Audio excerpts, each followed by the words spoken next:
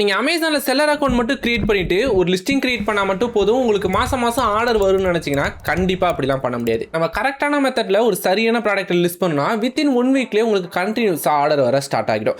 இப்போது லைவாக ஒரு அமேசான் அக்கௌண்ட்டை பார்க்கலாம். ஜஸ்ட் ஒரு மாதத்துக்கே 2000 3000 மட்டும் சேல்ஸ் ஜெனரேட் பண்ண ஒரு அக்கௌண்ட்டை லாஸ்ட் 30 டேஸில் 21,000க்கு சேல்ஸ் அச்சீவ் பண்ணியிருக்கோம். இப்போ நிறைய செல்லர்ஸ் பண்ணுற மிஸ்டேக் என்னன்னா, அவங்களுக்கு ஒரு லிஸ்டிங் கிரியேட் பண்ண உடனே அவங்களுக்கு சேல்ஸ் வரும். அதனால அவங்க டேரெக்டாக போகிற மெத்தட் தான் அமேசான் அட்வர்டைஸ்மெண்ட். இந்த அமேசான் அட்வர்டைஸ்மெண்ட் வந்து நீங்கள் கரெக்டாக யூஸ் பண்ணால் மட்டும்தான் உங்களோட பிஸ்னஸை ஸ்கேல் பண்ணுறதுக்கும் நெக்ஸ்ட் ஸ்டேஜுக்கு எடுத்துகிட்டு போகிறதுக்கும் அது யூஸ் ஆகும். நீங்கள் அதை பற்றி எதையுமே தெரியாமல் யூஸ் பண்ணிங்கன்னா உங்களோட பிஸ்னஸ்க்கு மெயினான எதிரியே இந்த அமேசான் அட்வர்டைஸ்மெண்ட் தான் இருக்கும். இதெல்லாம் அவாய்ட் பண்ணி கரெக்டான மெத்தடில் எப்படி நம்ம ப்ராடக்ட்டுக்கு சேல்ஸை இன்க்ரீஸ் பண்ணலான்னு பார்க்கலாம். ஃபர்ஸ்ட் ஸ்டெப்பாக நீங்கள் என்ன பண்ணால் உங்களோட ப்ராடக்ட்டை நீங்கள் லிஸ்ட் பண்ணதுக்கு அப்புறமா வெயிட் பண்ணுங்கள். அட்லீஸ்ட் நீங்கள் கொடுத்துருக்கிற கீவேர்ட்லாம் இன்டெக்ஸ் ஆகி அமேசான் சர்ச் ரிசல்ட்டில் ஷோ ஆகிறதுக்கே மினிமமாக 48 72 ஹவர்ஸ் கிட்ட ஆகும். ஃபர்ஸ்ட் 1 வீக்கு எந்த வித சேஞ்சஸ்மே பண்ணாமல் அதுக்கப்புறமா அதோட பர்ஃபார்மன்ஸ்லாம் எப்படி இருக்குங்கிறத செக் பண்ணி பாருங்க. ஜஸ்ட் அதோட பர்ஃபார்மன்ஸ்லாம் எப்படி செக் பண்ணுங்கிறத நான் லைவாக உங்களுக்கு சொல்லித்தரேன். உங்களோட செல்லர் அக்கௌண்ட்ல இந்த இடத்துல மெனுன்னு ஒரு ஆப்ஷன் இருக்கும். அந்த மெனு ஆப்ஷனை கிளிக் பண்ணுங்க. அதில் ரிப்போர்ட் செக்ஷனை கிளிக் பண்ணிங்கன்னா பிஸ்னஸ் ரிப்போர்ட்னு ஒரு ஆப்ஷன் இருக்கும். அந்த பிஸ்னஸ் ரிப்போர்ட்டை கிளிக் பண்ணுங்க. இந்த பிஸ்னஸ் ரிப்போர்ட்டை கிளிக் பண்ணதுக்கு அப்புறமா இந்த இடத்துல பை ஏஇசின்னு ஒரு ஆப்ஷன் இருக்குல்ல, டீடைல் பேஜ் சேல்ஸ் அண்ட் டிராஃபிக்னு ஒரு செக்ஷன் இருக்கும். ஜஸ்ட் அந்த detail page and sales and டிராஃபிக்கை கிளிக் பண்ணுங்க. கிளிக் பண்ணிங்கன்னா உங்களுக்கு இந்த இடத்துல எல்லா டேட்டாவும் காட்டும். உங்களோட ஏஇசென், டைட்டில், எஸ்கேயூ அதோட எல்லா டேட்டாவும் காட்டினதுக்கு அப்புறமா ஜஸ்ட் கீழே ஸ்க்ரோல் பண்ணிங்கன்னா இந்த இடத்துல பேஜ் வியூஸ்னு ஒரு செக்ஷன் இருக்கும். அந்த பேஜ் வியூஸில் ஓவராலாக உங்களுக்கு டோட்டல் பேஜ் வியூஸ் எவ்வளோ இருக்குன்னு பாருங்கள். இப்போ ஆவரேஜாக இந்த லிஸ்டிங்க்கு 1600 கிட்ட இருக்குது. இதில் உங்களுக்கு எந்த வேல்யூமே காட்டல, ரொம்பவே கம்மியான நம்பர் காட்டுச்சுன்னா உங்கள் ப்ராடக்ட் கரெக்டாக இன்டெக்ஸ் ஆகலைன்னு அர்த்தம். அப்போ நீங்கள் வேறு ஏதாச்சும் ஹை சர்ச் வால்யூம் இருக்கிற கீவேர்டை உங்களோட டைட்டிலையோ டிஸ்கிரிப்ஷன்லையோ யூஸ் பண்ணணுங்கிறதா அதோட டேரக்டான இண்டிகேட்டர்.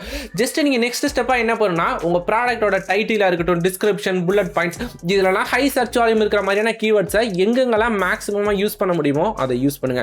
ரொம்பவே இம்பார்ட்டன்டான ஒன்று என்னன்னா பேக் அண்ட் சிஸ்டமை கரெக்டாக யூஸ் பண்ணுங்க. நம்ம ஒரு லிஸ்டிங் கிரியேட் பண்ணும்போதே சிஸ்டம் கீவேர்ட்ஸ் இருக்கும். அதில் மேக்ஸிமமா உங்களால் எவ்வளோ சர்ச் வால்யூம் இருக்கிற கீவேர்டை கொடுக்க முடியுமோ அது எல்லாத்தையுமே அந்த இடத்துல ஸ்டஃப் பண்ணுங்க. ஏன்னா அதுதான் அமேசான் சர்ச் ரிசல்ட்ல உங்க ப்ராடக்ட் ஷோ ஆகிறதுக்கான ஒரு பெஸ்ட்டான வேவா இருக்கும். சரி, இதெல்லாம் நான் ஃபிக்ஸ் பண்ணதுக்கு அப்புறமா நீங்க அட்வர்டைஸ்மெண்ட் கிரியேட் பண்ணலாமான்னு கேட்டோம்னா இப்பயும் நீங்க அட்வர்டைஸ்மெண்ட் பண்ணக்கூடாது. ஜஸ்ட் நம்ம டைட்டில், டிஸ்கிரிப்ஷன் எல்லாமே ஃபிக்ஸ் பண்ணதுக்கு அப்புறமா நெக்ஸ்ட் நீங்க மெயினா ஃபோக்கஸ் பண்ண வேண்டியது என்னன்னா உங்க ப்ராடக்ட்டோட இமேஜும் பிரைசிங்கும் கரெக்டா இருக்கான்னு பாருங்க. உங்க காம்படிட்டர்லாம் யூஸ் பண்றது மாதிரியும் அவங்கள மேட்ச் பண்ற மாதிரியும் நம்மளோட இமேஜஸ் இருக்கணும். ஏன்னா நம்ம எல்லாமே பர்ஃபெக்ட்டா கொடுத்துட்டு ஒழுங்கான இமேஜஸ் கொடுக்கலனா நிறைய பேர் நம்ம ப்ராடக்ட்டை கிளிக் பண்ணவே மாட்டாங்க. ஃபர்ஸ்ட் அவங்க கிளிக் பண்ணாதான் நம்ம ப்ராடக்ட்டோட பிரைசிங் அனலைஸ் பண்ணிட்டு ரிவ்யூலாம் செக் பண்ணிட்டு தான் நம்ம ப்ராடக்ட்டை வாங்குவாங்க. ஸ்டார்டிங்ல இந்த ஃபனல்ல நம்ம கிளிக்கே மிஸ் பண்ணிட்டோம்னா நமக்கு வர வேண்டிய ஆர்டர் எல்லாமே அங்கேயே பிளாக் ஆகுது. அதனால ஃபர்ஸ்ட் அதை நம்ம ஃபிக்ஸ் பண்ணணும். நெக்ஸ்ட் நம்ம பண்ண வேண்டிய ப்ராசஸ் என்னன்னா நம்ம ப்ராடக்ட்டோட பிரைசிங் நம்ம என்னதான் இந்திய மாதிரியான மார்க்கெட் பிளேஸ்ல அட்ராக்டிவான இமேஜஸா இருக்கட்டும், எவ்வளவு வேல்யூ ப்ரொவைட் பண்ணாலும் பிரைசிங் ரொம்பவே இம்பார்ட்டன்டான ஒன்று. நம்ம ப்ராடக்ட்டுக்கான காம்படிட்டர்லாம் கம்பேர் பண்ணும்போது அதிகமான பிரைசிங் செட் பண்ணோம்னா நிறைய கஸ்டமர் நம்ம ப்ராடக்ட்டை கிளிக் பண்றதுக்கும் அதை பர்ச்சேஸ் பண்றதுக்கும் ஹெசிடேட் ஆவாங்க. அதனால பெருசா நம்மளோட ஆர்டர்ல அதுவே டிராபேக்கா இருக்கும். இப்போ அமேசான் அல்காரிதம் எப்படி ஒர்க் ஆகுனா நீங்க ஒரு பர்டிகுலர் கீவேர்டை போட்டு சர்ச் பண்றீங்க. இப்போ எக்ஸாம்பிள் நீங்க வந்து ஒரு வாட்டர் பாட்டிலே செல் பண்றீங்கன்னா வாட்டர் பாட்டில்னு அமேசான்ல நிறைய பேர் உங்க ப்ராடக்ட்டை கிளிக் பண்ணி பர்ச்சேஸ் பண்ணாமே போறாங்க பிரைசிங் அதிகமா இருக்கிறதுனால. இதுவே ரிப்பீட்டடா நடந்துட்டு இருந்துச்சுன்னா அந்த கீவேர்டுக்கு உங்க ப்ராடக்ட்டையே அந்த அல்காரிதம் புஷ் பண்ணாது. இதனால நம்மளோட விசிபிலிட்டிஸையும் ரேங்கிங்கையும் தான் நம்ம ஸ்டாப் பண்ணுவோம். அதனால ஒரு ப்ராடக்ட்டுக்கு கரெக்டான பிரைசிங்கும் கரெக்டான மெயின் இமேஜும் ரொம்பவே இம்பார்ட்டன்டான ஒன்று. அப்புறம் இந்த இடத்துல நிறைய பிகினர்ஸ் பண்ற மிஸ்டேக் என்னன்னா ரொம்பவே கம்மியான பிரைசிங் கொடுத்துட்டு நான் என் ப்ராடக்ட்டுக்கு நிறைய ஆர்டர்ஸ் ஜெனரேட் பண்ணிட்டு அதுக்கப்புறமா என்னோட பிரைசிங்லாம் இன்க்ரீஸ் பண்ண போறேன் அப்படிங்கிற மாதிரி சொல்லுவாங்க.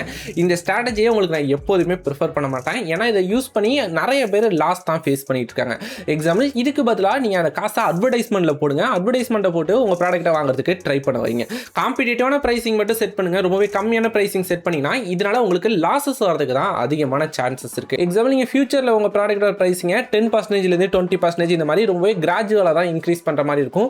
கரெக்டான ஸ்ட்ராட்டஜிஸ் இருந்தா மட்டும் நீங்க அதை ஃபாலோ பண்ணுங்க. இப்பதான் பிகினரா இருக்க ஒரு ப்ராடக்ட்டை லிஸ்ட் பண்ணிட்டு ஆர்டர் வரேன்னு ரொம்பவே கம்மியான பிரைசிங்கை செல் பண்ணாதீங்க. இதனால நீங்க பெரிய லாஸ் ஃபேஸ் பண்ணுவீங்க. ஃபைனலா இது எல்லாமே நான் ஃபிக்ஸ் பண்ணிட்டேன். இந்த மாதிரி நான் வந்து பிசினஸ் ரிப்போர்ட் அனலைஸ் பண்ணி பார்க்குறேன். எனக்கு ப்ரீவியஸா இருந்ததை விட பேஜ் வியூஸ் கொஞ்சம் கொஞ்சமா இன்க்ரீஸ் ஆகுது.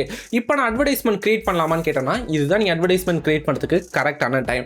அட்வர்டைஸ்மெண்ட் கிரியேட் பண்ணுறதுலே நிறைய மெத்தட் இருக்கு. Example sponsor product, sponsor display, இந்த ரெண்டு அட்வர்டைஸ்மெண்ட்மே உங்களோட பிராண்ட் வேல்யூ இன்க்ரீஸ் பண்ணுறதுக்காகவும் உங்களோட பிராண்ட் அவேர்னஸ்க்காகவும் கிரியேட் பண்ண ஒரு கேம்பெயின் டைப். இந்த டைப்பை யூஸ் பண்ணீங்கன்னா நீங்க அதிகமான அமௌண்ட் ஸ்பெண்ட் பண்ற மாதிரி இருக்கும். உங்க பிராண்ட் பத்தி நிறைய பேருக்கு தெரிய வரும்.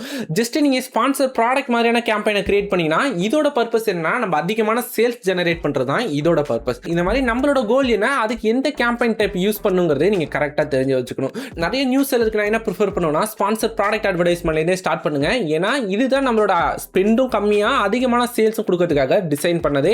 ஜஸ்ட் நீங்கள் ஸ்பான்சர் ப்ராடக்ட் அட்வர்டைஸ்மெண்ட் கிரியேட் பண்ணிட்டு இதில் நீங்கள் ஆட்டோமேட்டிக் கேம்பெயின்லேயே ஸ்டார்ட் பண்ணுங்க. டெய்லி பட்ஜெட் ரொம்பவே கம்மியாகவே கொடுங்க.